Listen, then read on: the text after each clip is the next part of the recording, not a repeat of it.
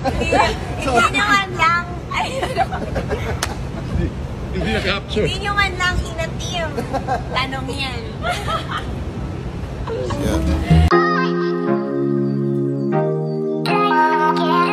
Masayang dumating nga kanina sa It's Showtime itong si Kimi, kung saan ay halatang nagkapag-recharge ito sa sobrang busy. Spotted nga ang dalawa na nag-relax sa isang lugar, kung saan nga ay makikita ang dalawa na nasa isang lugar lamang ito at pareho lamang ang kanilang ginagawa na naliligo, sa isang malamig na pool.